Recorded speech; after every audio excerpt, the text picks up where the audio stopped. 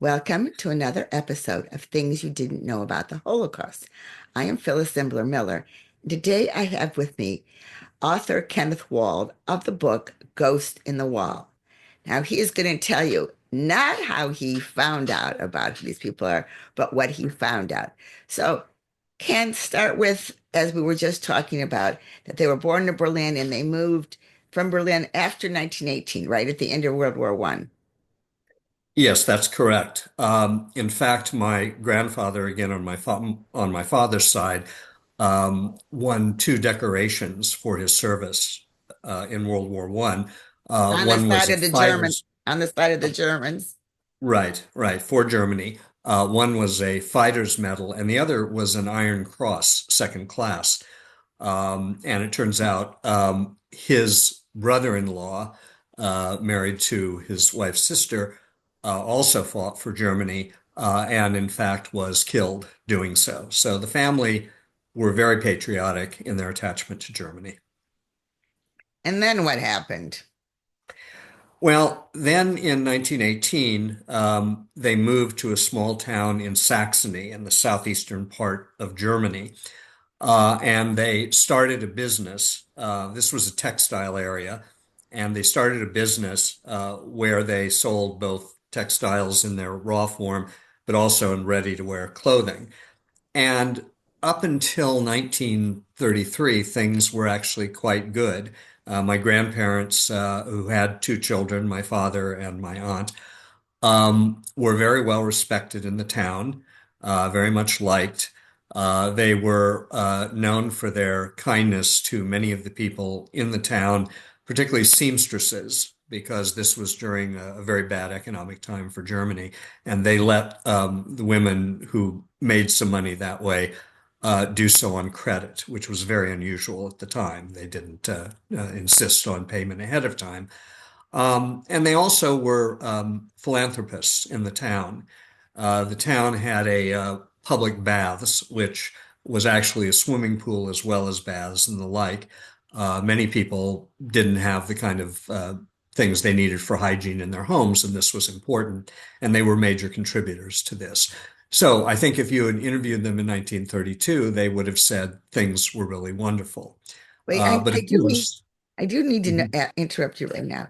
Were they Sure. the only Jews in their town, or was there a synagogue? Give us a little bit of the Jewish community. Okay. Again, in my father's family, they were the only four Jews in a town of about 12,000. Okay, that's what I Uh, wanted to know. It right. sounded, yes, okay. It's the town's was close to Dresden, which is where my father had his bar mitzvah. But they were very much alone, and yet they would have said, I think it was a great experience. But then, of course, Hitler came to power, and everything changed. So did the changes for them happen right away or slowly? Forgetting the law, I'm talking about, let's just talk about their little town now. Yeah, I always tell people that I think the Holocaust had three different stages in Germany. In the first stage, Germany passed the Nuremberg laws, and the goal was to make life for Jews 1935, so we're uncomfortable. talking 2 years later now. Okay. Right. The goal was to get Jews to leave to immigrate somewhere else. And then, when that didn't seem to be working well enough, they amped up the pressure. And that's when they effectively sold most of the businesses that were owned by Jews and tried to turn them into paupers. And that happened to my grandparents in 1938 after the Kristallnacht, what I call a race riot, occurred. My grandfather was arrested, sent to Buchenwald concentration camp, and was able to get out, I think, 5 or 6 weeks later on the condition that he sell, and I put that in quotes, the store, it was the largest commercial facility in the town, but he sell it to an Aryan, another Jew, which he was forced to do. A And at non-Jew. that right. And then in either late 38 or early 39, with really no stake in the town anymore, my grandparents moved back to Berlin, where they had come from. My father was also in had been in the same town um, uh, during Kristallnacht. But he was not arrested. No, he actually had been arrested in 1937 before Kristallnacht on trumped up charges that he had violated the morality laws. And that usually meant that a Jewish man had dated or even had coffee with a non-Jewish woman. And typically it was actually the woman's family who turned the person in to the police. There's no formal indictment on record. I have a good friend who's looked for it. But in all probability, he was sent to a prison camp, not yet an extermination camp, called Saxenburg, which is very near Dresden. And he spent some time there and then was able to leave Germany for the United States. And he arrived in the US in 1939. So now your and what about your aunt? Where was she? She was also trying to get out of Germany, and she ultimately succeeded. Back then, people who were trying to leave would go wherever they could go. There wasn't a lot of choice Yes, involved. And my aunt and her husband, excuse me, they wanted to go to the United States, but it was very difficult. So instead, they flew to Holland, and then they flew to Southern Africa, and they spent most of their lives in the Republic of South Africa. Okay, so now your grandparents, their two young adult children are not with them, and they're back in Berlin, and it's 1939, but the war hasn't started yet. And what are they doing? Well, they're very actively trying to prepare themselves for a life in the United States. That was their plan to get to America and then to kind of resume their life. And one of the things they did, which really surprised me, is the Jewish community in Berlin created all of these courses for people to take so that they could be, again, equipped for a different trade than they might have had in Germany.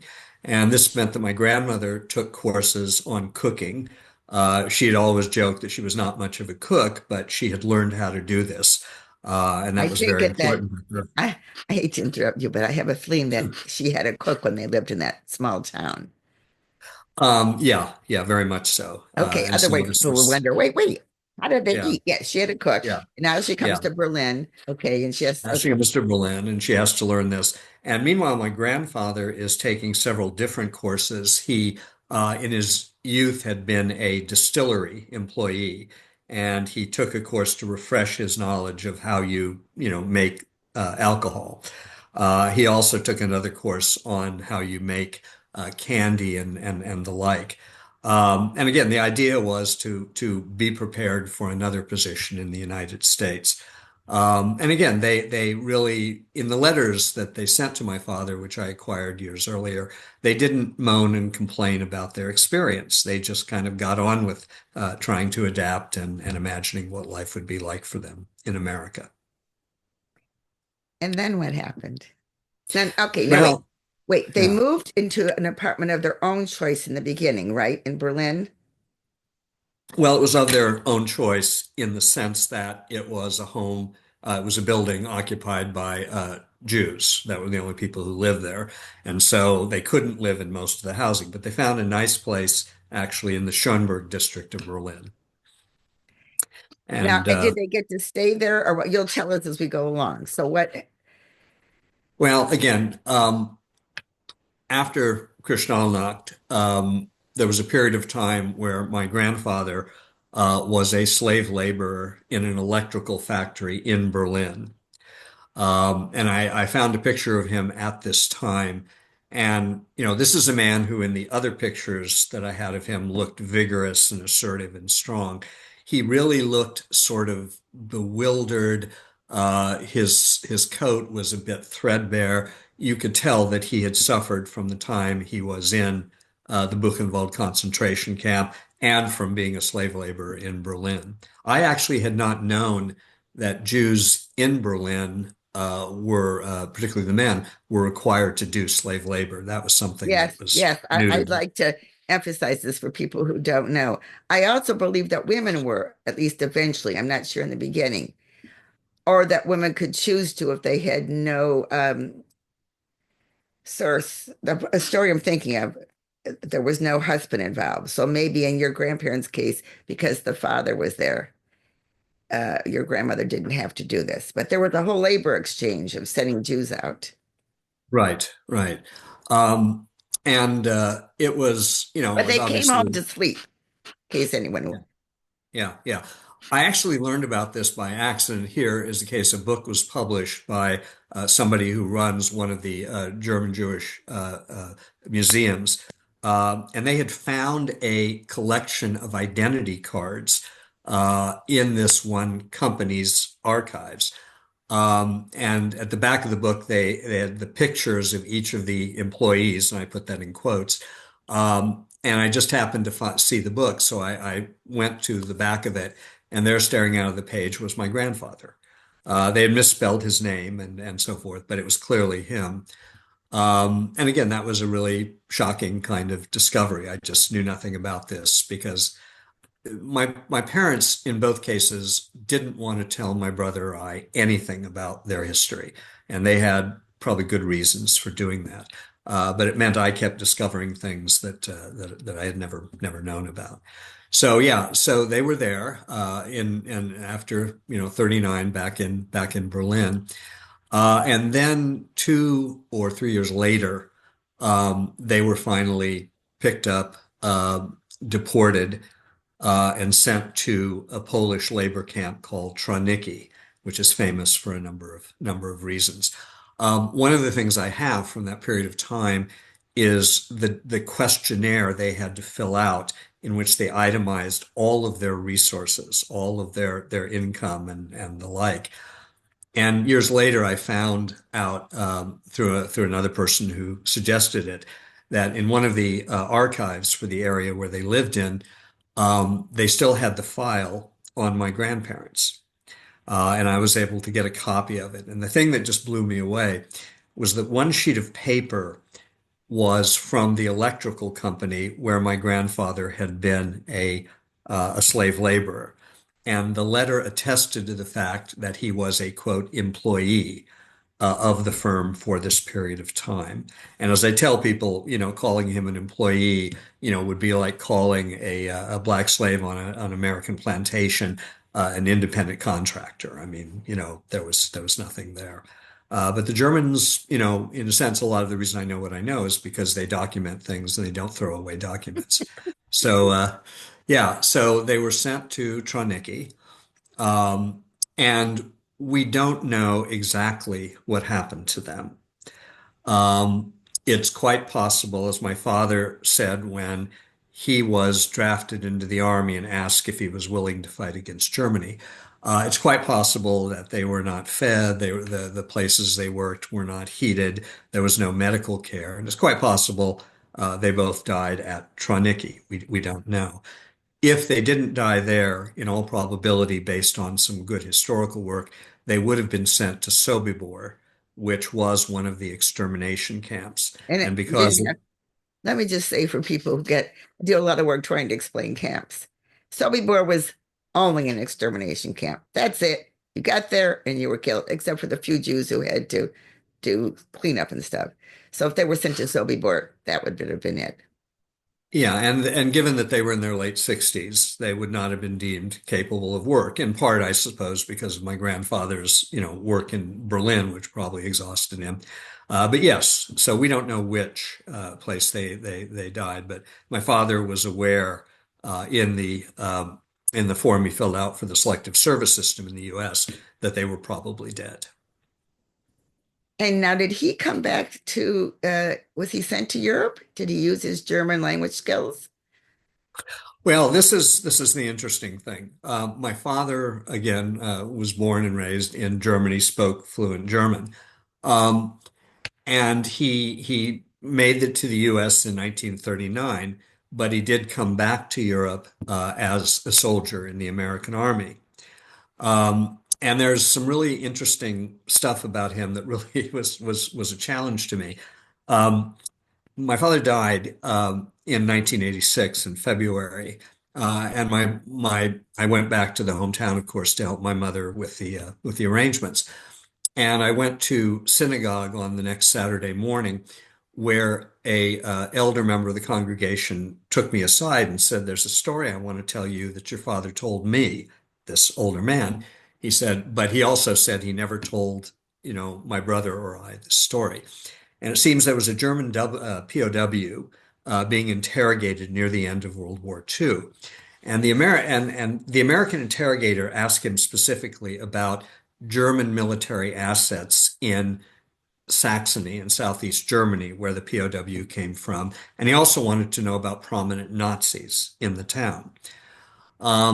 As the interrogation continued, the soldier, who was assumed to be a captain in the U.S. Army, astonished the prisoner because of his perfect German. And he seemed to know more about the town where the guy had been raised, the POW had been raised, than the POW himself knew. And finally, after a while, the POW had been staring at the interrogator, and he looked at him and said, "I know you. You're the Schönwald boy." And Schönwald was my father's name in Germany. And it turns out my father and this POW had gone to the same school in the process. And it was one of those stories I heard that, to be honest with you, I didn't quite believe it because my father was prone to somewhat embroider his stories. But many years later, through another factor, a friend of mine in Germany, in what had been my father's hometown, the city of 12,000, got a call from a person, an older man in the town.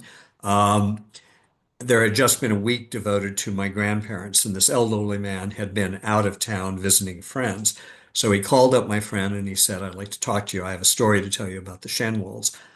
And when this ex-POW met my friend Norbert, he told him exactly the same story that my father had told to his friend back in 1986. So, and subsequently, Norbert also found another man from not from the same town, but a town close by, who also remembered being interrogated by my father. And it's one of those things that I felt guilty for a long time since I learned that, That you, for that not you, believing my father's story. So he did interrogations, but to this point, I'm not quite sure who was employing him to do this because he was no longer in the army. And I can't find him in the OSS archives or in any of the other archives. But again, I have, testimony from two people who said, yes, we were interrogated by your father. Now, to the best of your knowledge, you don't know whether he was trained as a Ritchie boy, right? Well, I know that after he finished basic training at Fort Sill in Oklahoma, he was kept there to do field artillery, but midway through the session, they sent him to Stanford University in Palo Alto. And it turns out everybody else in the group was a native speaker of German.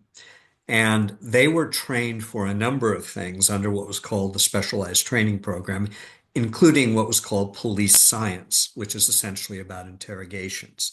So he had some training at this point, and he also had a letter from the CO of the West Coast Military Intelligence System thanking him for the work he had done. So clearly there was some experience before. But he then was sent to Camp Ritchie. And he was there for only, which of course was where the U.S. Military Intelligence Center was, and where the vast majority of the interrogators were taught. For people who, I mean, I know a lot about Camp Ritchie, but why don't you take a couple minutes and tell people about Camp Ritchie if you know about it? Sure. At the outset of World War II, the U.S. Army realized they didn't have any systems in place to collect what was called battlefield intelligence. So they needed this, and they needed it in a hurry. So they decided they would be searching for people who could be trained as interrogators. And the critical conditions were, first of all, they had to be fluent in German and German culture. They had to be in the US military already. And finally, they had to be anti-Nazi. Well, who fit that category better than Jews from Germany or the German-speaking parts of Europe, who were brought to Camp Ritchie and trained? and they would be, after they had completed their training, they would be assigned to combat units. They would go over to the European theater of operation, and as soon as the battle was over and the POWs were captured, they would start interrogating them. And they wanted to know about German weaponry. They wanted to know about personnel, were there reserves, where were they, and the like.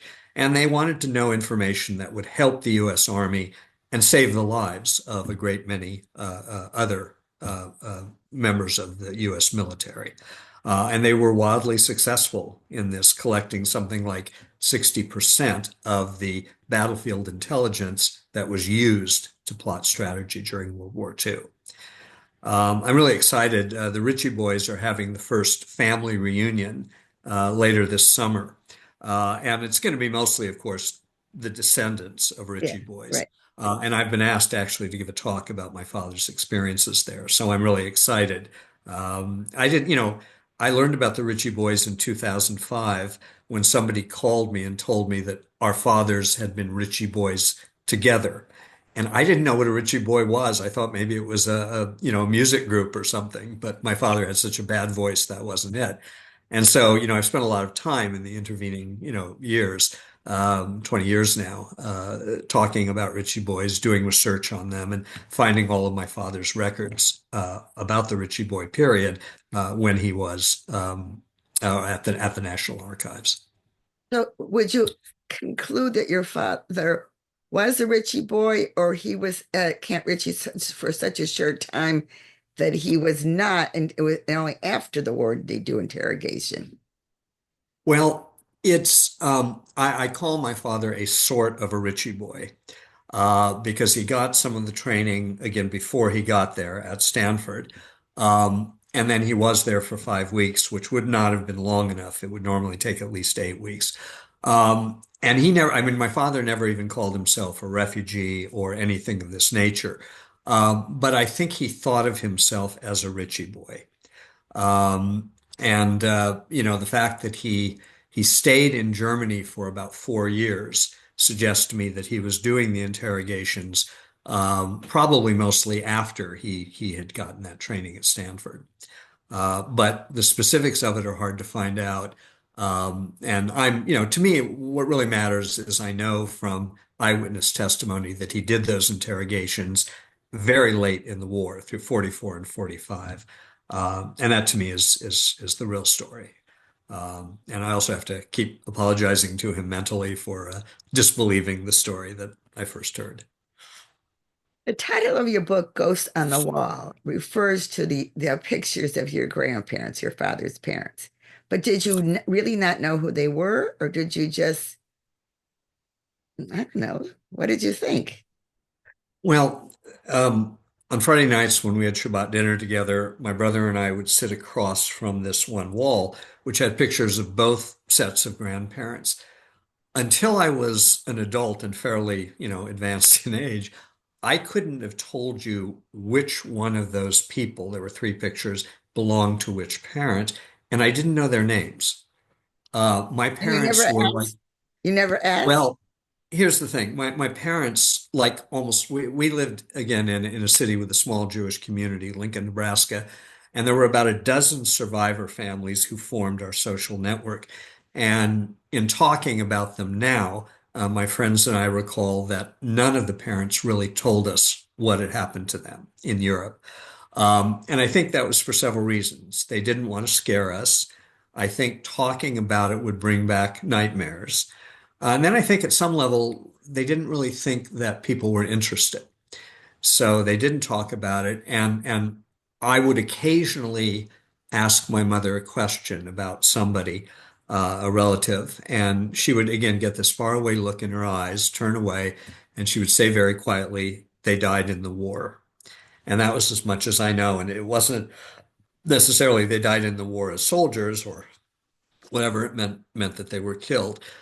We also knew that we should not ask our father about this because even though he struggled once he got to the U.S. and tried everything he could to get his parents out of Germany, he didn't succeed. And it was clear to me that, and particularly to my mother, that he blamed himself for their deaths, and he had classic survivor guilt. So I think, the traumatization that both my father and my mother experienced explains why they just did not want us to talk about what happened. Could we stop for 1 minute and say, was your mother European? We haven't spoken to. Right, right. My mother, who is covered in the book, I should point out, also was born and raised in Germany a year after my father, but in a different part of Germany. And she came to the US the same year as my father did. But again, they didn't know each other, and they met on New Year's Eve of 1939 at a social event and were married for, the bulk of their lives together. She also had a really traumatic experience, several traumatic experiences, but she did manage to get her father and her sister out of Germany to join her in New York. And that was really important to her. She has this one story that again, I wasn't there obviously to confirm it, but she told my wife and I. One morning we were sitting around breakfast, drinking what I always call her industrial strength coffee. And I asked her, "How did you get out of Germany?" And my mother, I think, was people might have thought she was a bit ditzy. She was tiny and very cute and all that. But she told us the story about how she kept sending the materials to get an American visa to the US consulate in Stuttgart, the closest big city to where she lived, but she could never get a response. So finally, one day, she took the train to Stuttgart and she walked into the American consul. And there was a reception area with the secretary, and the consul's office was behind a door. And she simply walked past the receptionist, opened the door, stepped into the consulate's office, shut the door behind her, and flipped a latch that locked it. And the consul, I'm sure, was somewhat shocked by this. And she explained to him that she'd sent him all these documents repeatedly and had got no response, and she was not going to leave that office without those three visas in hand. I'm sure the man told her rather condescendingly, "That's not how we do things. You'll just have to go home and wait for the documents." And she said to him, this is what she told us, "You don't understand. If I don't leave here with three visas, I'm going to scream and tear my dress and tell people that you tried to rape me." She left with three visas.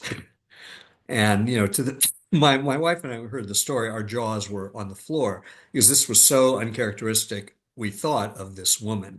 But, excuse me, I later learned that she also had some remarkable experiences getting out and rebuilding her life, but also some very difficult, traumatic experiences.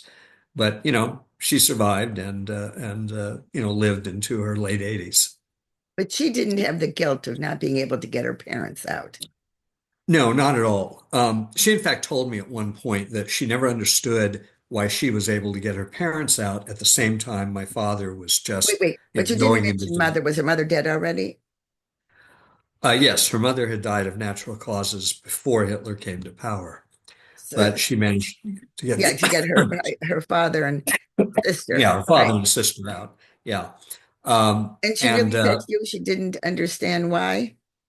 She said it just seemed to be luck because, she probably actually had to do less than my father had to do. And I know, I've got piles of records that he sent in trying to explain it and justify it.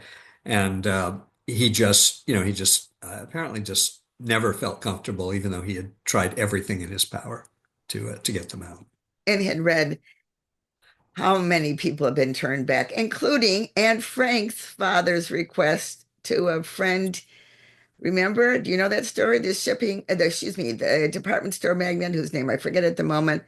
But even at that higher level, Anne Frank's father couldn't get visas for them from Holland to the United States. Right. So, Yeah, and so much of it was sort of coincidence and accident, and happened to know somebody who knew somebody, and it was not a rational system. And the U.S. immigration system at the time was dead set against having more Jews come to the United States, and the only ones they would accept tended to be people who were younger and who presumably could support themselves and support oh, their right. Well, families. you had to have an affidavit of support, et cetera, et cetera. I Right. once solved a mystery for a friend whose parents she was an only child. Her parents were 18 years apart. They were both European, and Mhm. and her father was Polish, her mother was German, and she knew that her mother and sister and brother had been sent by their parents in Germany to Palestine, and they'd opened this laundry, and she could never understand why her father, who by now was in the United States, had, by accident met her mother in a Palestinian, I don't think we should say land of Israel, laundromat or something, and married Yeah. her quickly, 18 years apart. And then suddenly one day it dawned on me. I said, "How did your parents get out of Germany?" She looked at me and she said, "My father sponsored them." I said, "And that's why your mother married him so quickly, 18 years apart. She did that to save her parents." And I'm not so Yeah. sure it was such a happy marriage, but that's what she did. But she was lucky that it worked. Yeah, I've heard similar stories to this from other cases, and yeah, it's and I've heard some that are even more ridiculous in a way about how people survive. But yes, it was an emigration system. I'm sorry to say this, but didn't want us there. In retrospect, it turned out to be a wonderful thing for the U.S. because, emigres, Jewish emigres from Germany and the continent were so important in American science, American medicine, uh, in processing the war and so forth. But this was the 1930s, and there was a lot of nationalism and religious nationalism as there today. And Um, Nazism in the United States. Let's not forget that. That big rally in Madison Square Garden, I have the date. It's something like 38. I'm not sure I got it right, Feb. And, a lot of neo-Nazi sentiment. So yeah, very very I much don't think I so. should say neo-Nazi. I think I should say pro-Nazi. Yeah, yeah, and pro Hitler. Many of them, I do think, after they've got the full extent of what happened, probably changed.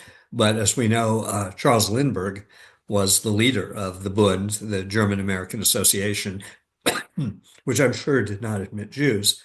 And it really sullies his reputation. A little. Yeah, a lot. Yeah. Since we come to the end of this formative talk, what do you think are the lessons for today about, you know, it doesn't seem like I don't want to put words in your mouth, your grandparents really realized the risk when Hitler came to power. Could they have left sooner? Could they have left in 33 when they could have maybe sold their business at a fair price? Now, I know we can't answer these questions. And I'm not political. This is not a political show. I'm not talking about today, but I'm just thinking about so many German Jews. And I'm just now talking German Jews, not Austrian Jews, because they didn't have a chance that went from Germany to Austria overnight. But my husband and I were stationed in Munich, Germany with US Army from September 70 to May 72. So we knew a few Germans and we just couldn't understand why they believed it was going to get better.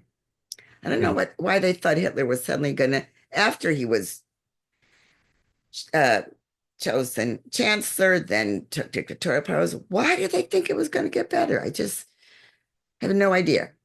Do you? Yeah. Well, there is excuse me again. There is a really fine book by a historian whose name is escaping me at the moment that addresses that question. And I was on a Fulbright tour of Germany about the German Jewish experience when she told me what she had found. She said for a lot of the German Jews, first of all, they'd been in Germany for hundreds of years. So And for had them, they iron were German. crosses from World War Iron One. crosses and other things of that nature. So part of it was hard to imagine that suddenly the world would turn upside down. I mean, if you'd ask a German Jew what's the best country for Jews in Europe in the early 1930s, they would have said Germany. It's the safest place for us. But I think what happened, according to this woman, is in a lot of cases, the Jews were well integrated and they would talk to their, non-Jewish friends. And the non-Jewish friends would say, oh, there's nothing to worry about. As soon as Hitler gets rid of the communists, we'll get rid of Hitler and everything, should be okay. And I think that may well have been why my grandparents were not, didn't race to get rid of everything when there might have been more time and they might have had another opportunity. It's interesting. Germany has subsequently offered a German passport, which means citizenship, to the children of Jewish refugees who were declared stateless after they left Germany. And so I am eligible for that, and it would also be my children would be eligible for this. And the first time it happened, I just was so negative about it. I dismissed the whole idea. It seemed ludicrous to become German, given what Germany did to so many members of my family. Um, but then, as I began to think about life in the United States, I began to get concerned that maybe having another passport would not be a bad thing to do. So I ultimately talked to a law firm in Germany that does this sort of thing. Um, and figured out what was involved. And I actually had all the documents that would have been necessary to document this. And then I had to make the decision. And, it was interesting because I really agonized over this. I want to make sure that particularly my children have a route out if they need if they need one, if the unthinkable should happen. Um, but I couldn't take that step. I just would have felt at some level I was, dishonoring my grandparents by becoming a German. I wouldn't have had to live in Germany, but even so, Right, the right. idea of a German I passport know was hard. people who have taken that opportunity. And I know people who I respect who've done it. Right. It's an individual decision, but for me, I discovered my family fairly late in my life. I didn't know about this growing up. And then I was an academic and consumed with that kind of research. And so it was much later in my life that I really learned my family. And my feeling is after just learning about them and, I really understand my father's parents because they wrote, over 100 letters to him, which I have. I just felt it would be, I don't know, dishonorable. It was strange. And again, I wouldn't criticize anybody who decides otherwise, but that's really the factor that to me was an issue. Well, I can understand that. I can understand that why you made the decision you did. Yeah.